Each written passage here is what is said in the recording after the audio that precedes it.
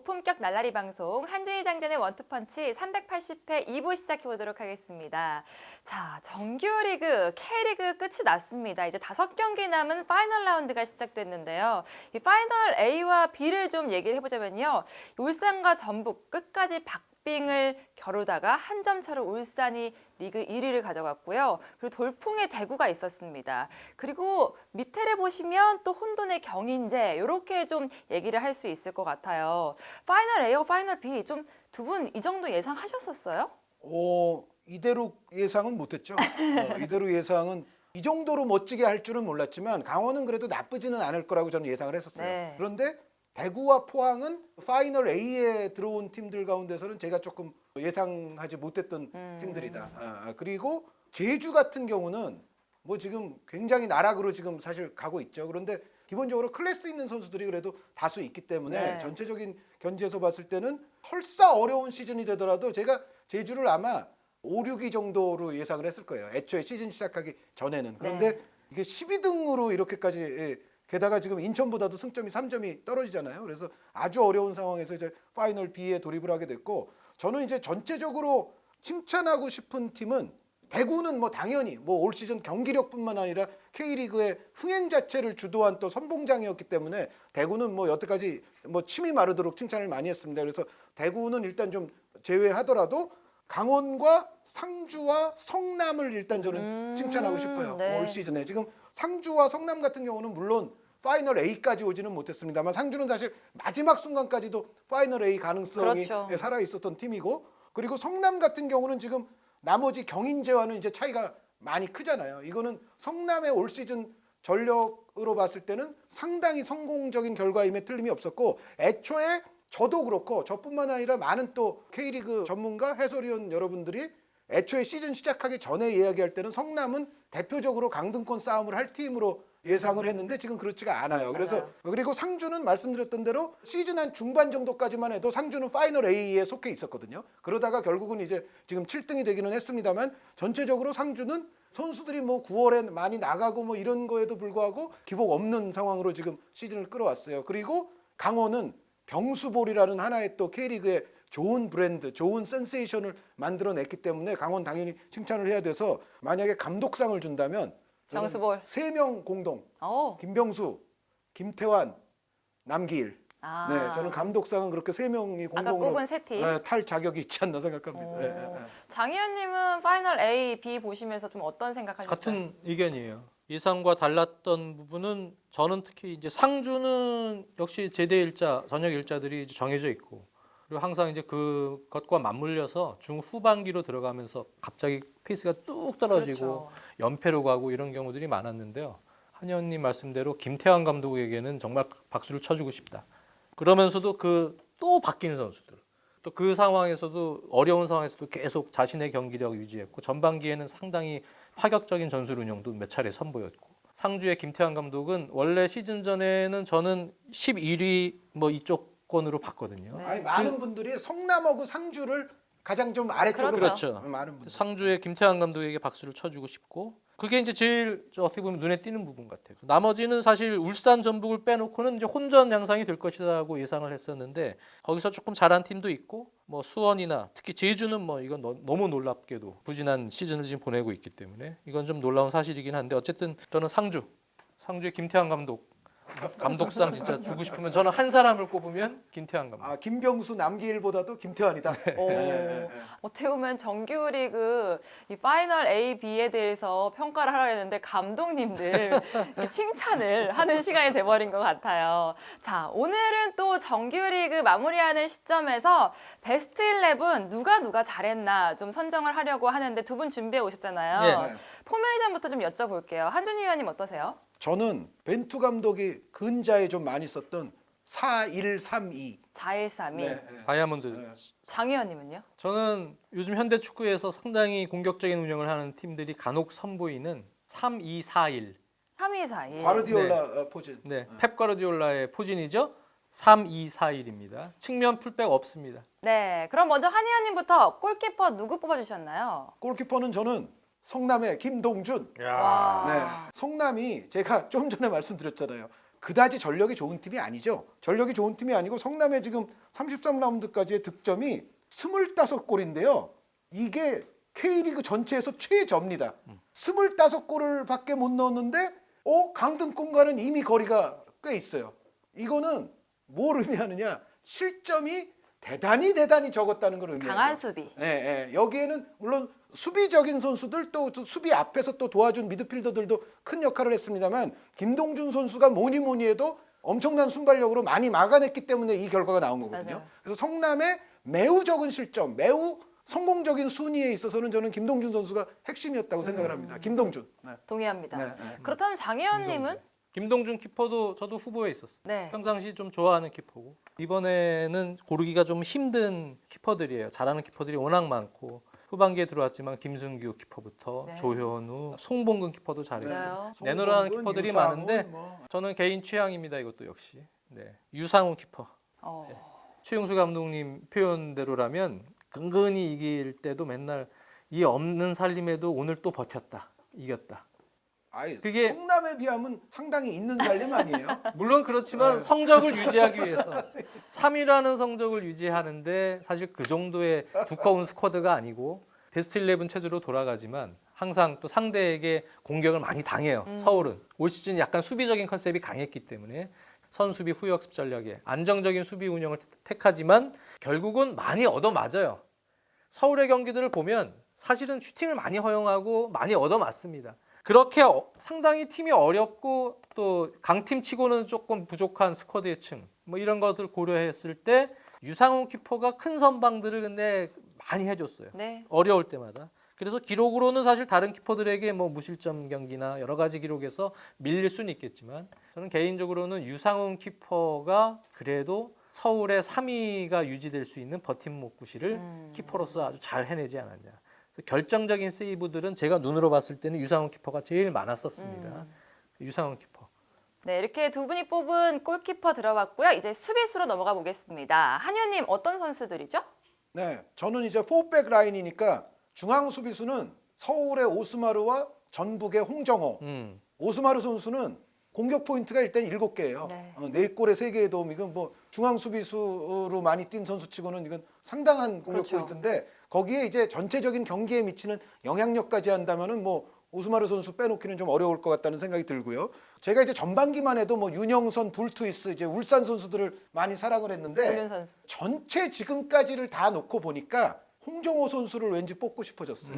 네, 홍정호 지난번에 홍정호 선수 뽑았는데 네, 실점만 하더라도 전북이 오히려 울산보다 근소하지만은 2골이 적은 네. 상황이고요. 홍정호 선수가 전체적인 어떤 상대의 볼 줄기 흐름을 읽으면서 인터셉트라든가 이런 부분에서 볼 소유권을 되찾아오는 능력, 볼 리커버리 이런 측면에서 홍정호 선수가 상당히 역시 양질의 수비수구나. 그리고 전북의 역시 또 기초적인 빌드업에 있어서도 도움이 됐었고 저는 그래서 중앙 수비는 오스마르, 홍정호 이렇게 했고요. 그리고 사이드 2명은 제가 전반기 때도 그랬습니다만 완델손 선수를 왼쪽에 넣고 오른쪽은 사실 뭐 중앙 미드필더로도 많이 뛰었지만 저는 서울의 고요한 선수. 중앙 미드필드 쪽에서도 잘했고 요즘은 이제 사이드로 와서 또 뛰고 있습니다만 이제 이명주, 주세성 선수가 들어오면서 제 생각에는 전체적인 종합적인 견지에서는 고요한 선수도 빼놓기에 좀 아쉽다. 그렇죠. 그래서 오른쪽 측면 수비에 고요한. 그래서 사실상 이 위치에서 뛴 횟수가 그렇게까지 많지는 않은 완델손, 고요한 이렇게 저는 사이드를 했습니다.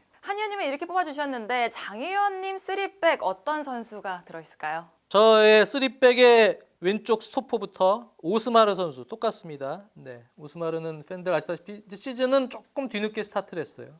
7라운드부터. 하지만 이제 서울의 뭐 스토퍼로 역할을 수행을 할 때도 마찬가지지만 빌드업을 할 때도 오스마르가 상당히 많은 관여를 해주고 네. 수비도 상당히 노련하게 해주면서 버팀목 역할을 잘 수행을 해주죠. 경기 운영적인 측면에 있어서 서울은 그러한 템포를 조절하는 부분이 상당히 중요한 팀인데 오스마르가 아주 그런 부분들을 뒤에서 컨트롤을 잘 해줍니다. 공격 포인트도 뭐 나쁘지 않지만 오스마르는 기록적인 측면 외에 팀에 끼치는 영향이 상당히 많다. 그래서 오스마르 선수를 넣었고요. 또 하나의 선수는 저번에도 한번 저희 베스트 할 때 했지만 또 홍정호 선수입니다. 네. 홍정호 선수를 비슷하시네요. 제가 넣는 거는 사실 약간 상징적인 부분이에요. 그러니까 이 팀은 지금 왼쪽 수비, 오른쪽 수비 다 국가대표 라인 아니에요? 김진수, 이용. 거기에 김민혁 선수도 아주 잘해줬고 뭐 송범근 키퍼 이 수비 라인이 다 잘해주지만 그래도 이 홍정호 선수가 전체적인 수비 라인의 버팀목 역할, 중심을 잡아주는 역할을 항상 해주고 있기 때문에 전북의 수비가 그래도 안정되어 있다. 그리고 홍정호 선수가 또 제일 송범근 키퍼 빼고는 제일 많은 시간 동안 포백 라인에서 뛰어줬어요. 그러면서 홍정호 선수의 발탁은 전북 전체 수비 라인을 대표하는 어떤 상징적 의미가 있습니다. 그래서 홍정호 선수를 넣었고요. 또 한 명의 수비수는 강민수입니다. 강민수 선수는 생각보다 너무 잘했죠. 네, 저도 인정. 베테랑인데 33살이에요. 만으로. 그렇죠. 네. 강민수 선수도 시즌을 좀 뒤늦게 시작을 했어요. 하지만 특히 울산이 후반기 들어가면서 전북하고의 싸움이 있었잖아요. 거기서 울산이 후반기에 다시 1위를 쭉 차지할 수 있었던 이러한 힘은 이 강민수 선수의 맞아요.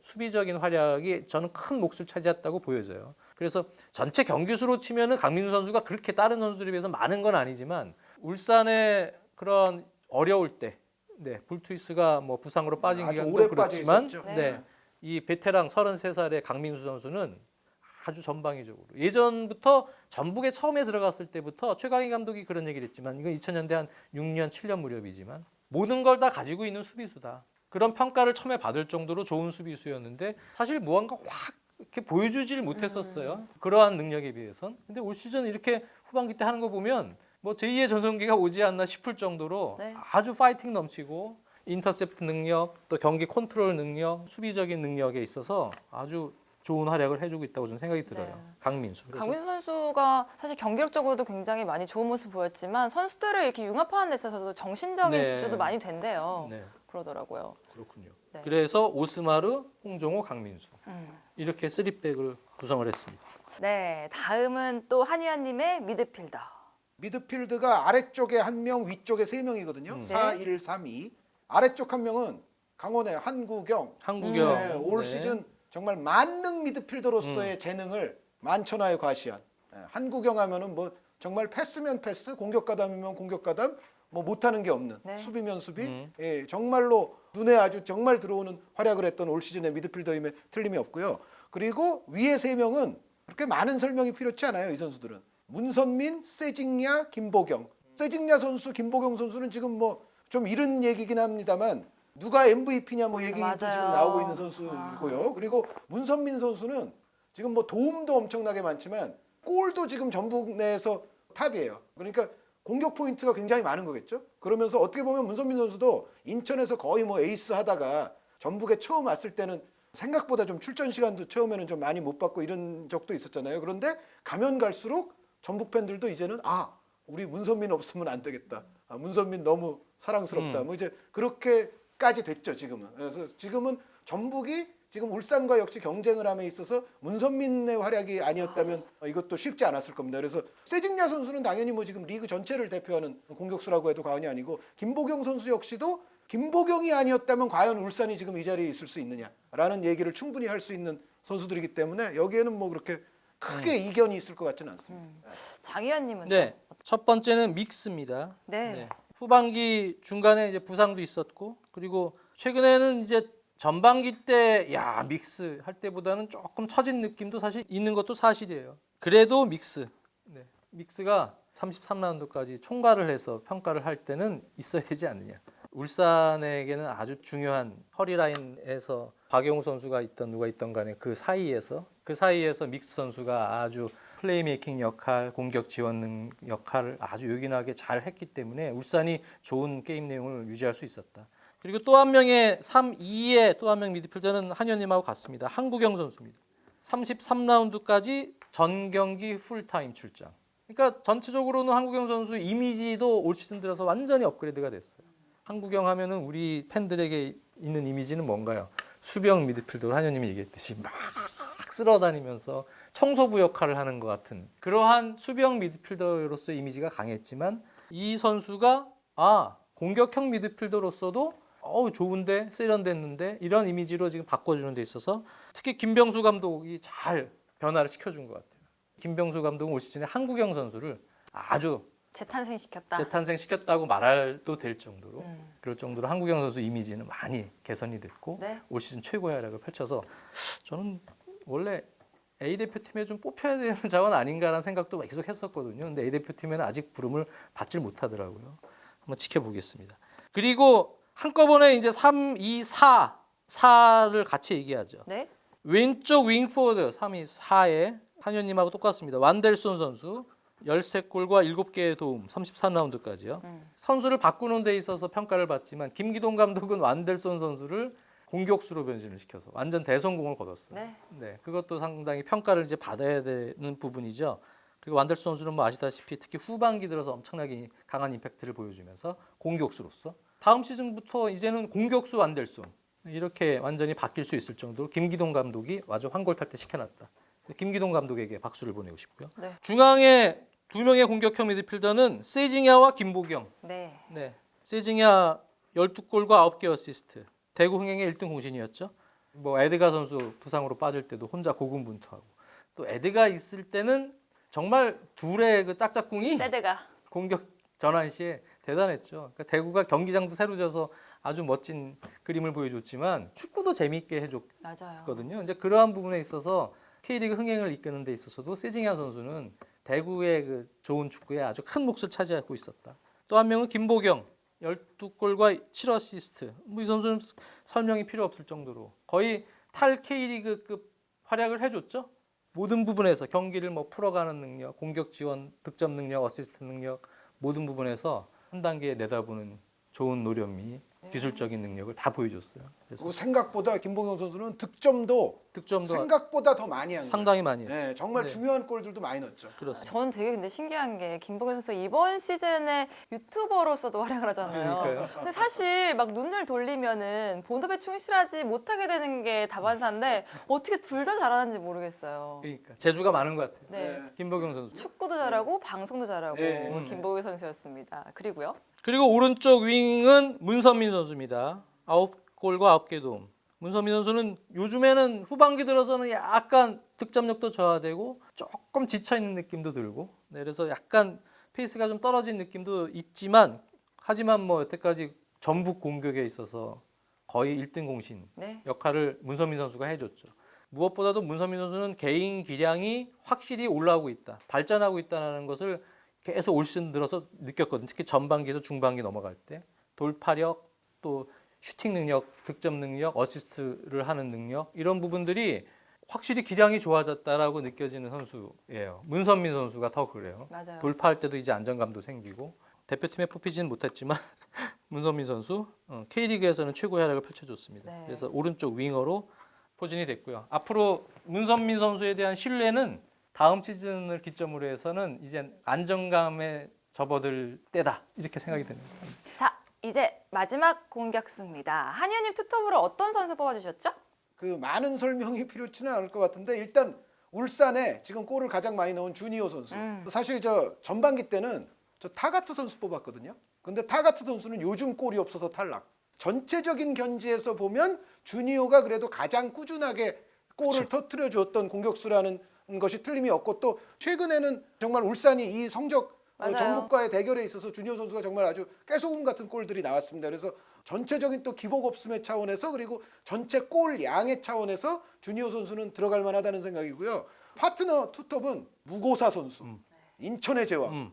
물론 골수로만 보면은 1, 2등은 아니에요. 그런데 요 선정할 그때쯤 마구 터트리는 선수를 저는 꼽는 경향이 조금 있어요. 그러니까 그러니까 결국엔 전반기 때는 제가 타가트 선수를 사람은 넣었거든요. 뒤끝이 좋아야 돼요. 예, 예. 근데 그 한 방. 인천에게는 뒤끝은 굉장히 중요합니다. 인천의 생존, 인천의 목숨이 정말 오늘 내일 달랑달랑하는 상황에서 무고사 선수가 인천의 제왕 역할을 제대로 지금 하고 있는 흐름이거든요. 뭐 인천이 아까 성남 다음으로 골수가 적다는 말씀을 드렸습니다만 무고사 선수를 중심으로 한 요즘 골수만 보면 인천이 다른 팀들보다 오히려 골수가 지금 많은 상황으로 오고 있어요. 그래서 뭔가 생존 희망이 또 지금 올라가고 있지 않느냐라는 얘기가 있는데 그 중심에는 무고사 선수가 있습니다. 그리고 전체적인 인천의 열악한 환경 안에서 게임에 미치는 영향력 자체도 무고사 선수가 기본적으로 크기 때문에 골수가 최고는 아니지만 들어갈 수 있다.